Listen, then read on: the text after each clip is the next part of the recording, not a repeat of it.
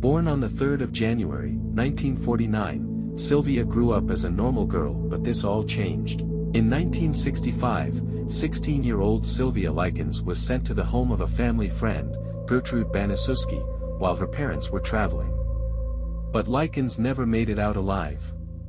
As the autopsy in the Sylvia Likens case later showed, she endured unimaginable torment before she died. Nevertheless, her killers faced almost no justice at all. Sylvia Likens' parents were both carnival workers and were therefore on the road more often than not. They struggled to make ends meet as her father Lester had only an 8th grade education and a total of 5 children to care for. Jenny was quiet and withdrawn with a limp from polio. Sylvia was more confident and went by the nickname Cookie, and had been described as pretty though she had a missing front tooth. In July 1965, Lester Likens decided to take up with the carnival again while his wife was jailed for shoplifting that summer. Sylvia's brothers, Danny and Benny, were put into the care of their grandparents. With few other options, Sylvia and Jenny were sent to stay with a family friend named Gertrude Baniszewski. For the first 2 weeks at the Baniszewskis, Sylvia and her sister were treated kindly enough, though Gertrude's oldest daughter, 17-year-old Paula Baniszewski, seemed to butt heads with Sylvia often. Then one week their father's payment came in late. "I took care of you 2 bitches for 2 weeks for nothing," Gertrude spat at Sylvia and Jenny. She grabbed Sylvia by the arm, dragged her into a room, and closed the door. Jenny could only sit outside the door and listen as her sister screamed. The money arrived the following day, but the torture had just begun. Gertrude soon began to abuse both Sylvia and Jenny in broad daylight.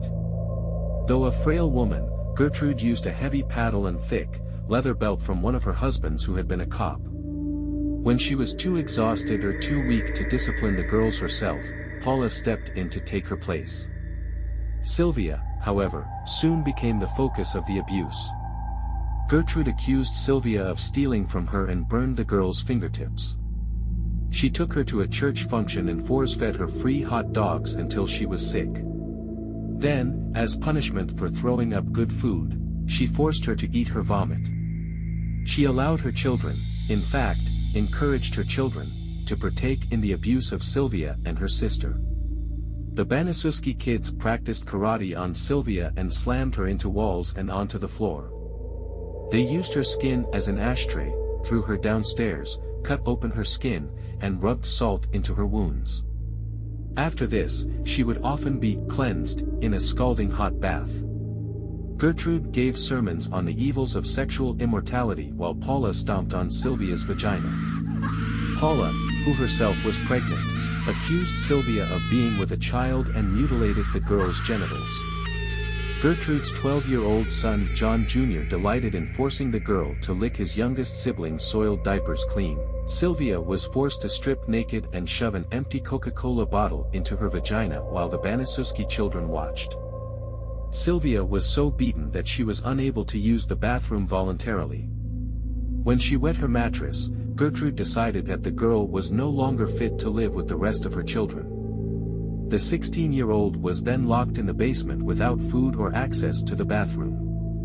Gertrude spread every story she could imagine to get the local kids to join in on the beatings. She told her daughter that Sylvia had called her a whore and got her daughter's friends to come over and beat her up for it. Anna never bothered to find out if it was true. Gertrude told her, "I don't care what you do to Sylvia." She invited over to her home and just watched as Anna threw Sylvia down to the ground, beat her face, and kicked her. Gertrude told her own children that Sylvia was a prostitute. Then she had Ricky Hobbs, a neighborhood boy, and her 11-year-old daughter Marie carve the words, "I'm a prostitute and proud of it," into her abdomen with a heated needle.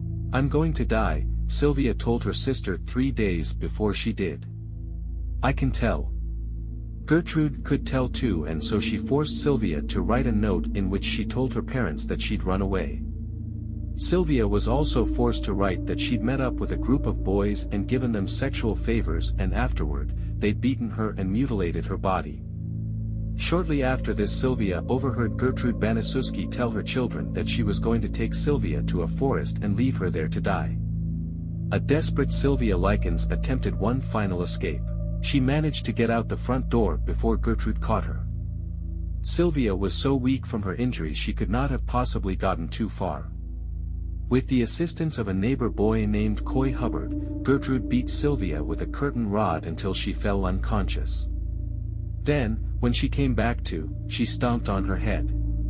Sylvia was dead by October 26, 1965, from a brain hemorrhage, shock, and malnutrition. After 3 months of torture and starvation, she could no longer form intelligible words and could barely move her limbs. When the police came, Gertrude stuck with her cover story.